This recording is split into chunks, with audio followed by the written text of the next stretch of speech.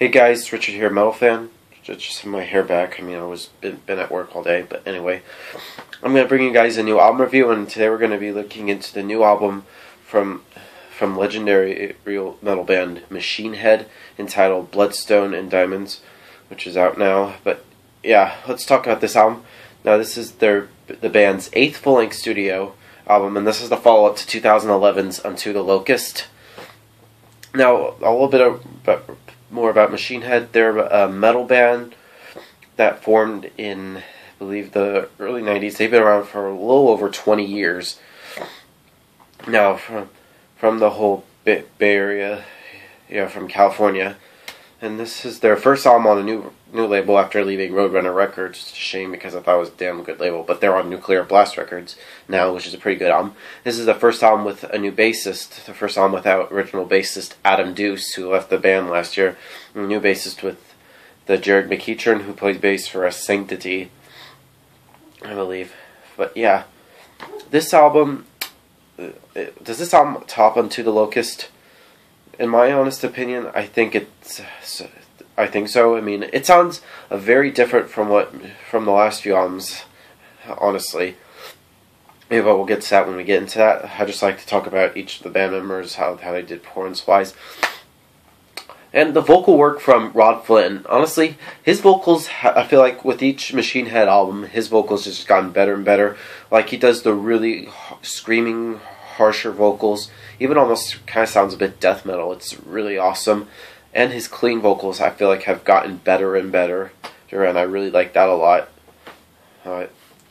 And his guitar playing, and along with lead guitarist Phil Demmel, both of them can lay some really good riffs and some really good guitar solos. And the bass playing from Jared McEachern, the new guy. I feel like his bass playing is pretty damn audible. It's pretty solid. And the drumming from Dave McLean. Feels like his drumming, like he's like 48 or so, but that guy can fucking play. Does some really good blast beats, some double bass and stuff, and I really thought it's fucking awesome. Really enjoyed that. But yeah, let's get into this album. Now, the album opens up with Now We Die, which opens up with a bit of an orchestral intro. I mean, I've heard, like, in the last album or so, Machine had a little bit more orchestral stuff, elements into those albums, but I feel like on this, they kind of expanded even more with this album. But anyway, Now We Die had sort of like an opening intro, but then it kicks right in. It's a really heavy song, and it's epic as fuck, and I really fucking enjoyed that song. It's a really good way to start off this album. Then we lead into Killer and Kings, which is actually the first song we ever heard on this album. I mean, last year, they sort of released the Zibos in a demo form. And this just pretty much sounds very thrashy, and it sounds very classic from, like, old school Machine Head, like on Burn My Eyes or something. It's a really good song. I really love that a lot. Then we get to Ghost Will Haunt My Bones, which has a bit of some acoustic parts in there. It's a really good song in there. I really love that song. One of my favorite songs off this album. Then we get to Night of Long Knives, which is just one of the more crushing, heaviest songs on this album. The riffs from Robinville are just fucking awesome. It's a really brutal song, and I love that. Pretty much, personally, one of my favorite songs off this album. Then we get to the next on the album is called Sail in the Black, which is mostly an acoustic stick, but then for the first couple minutes or so, then it just kicks right in. It feels like very progressive. I feel like it shows a bit more of the progressive side of Machine Head. I mean, I really love that song a lot. One of the more interesting songs of this album. I think it's pretty awesome.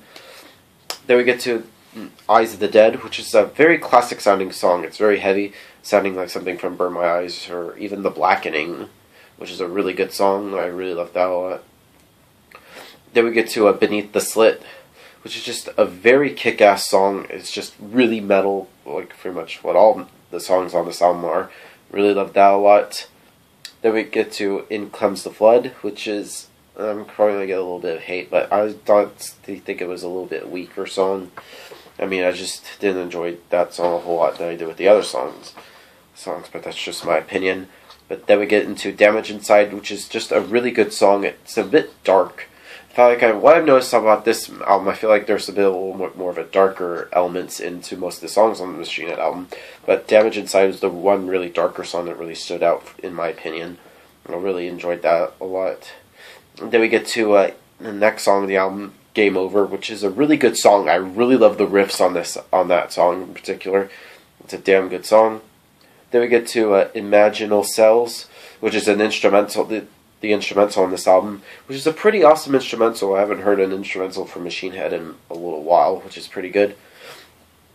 Then we get to the final song on the album, Take Me Through the Fire.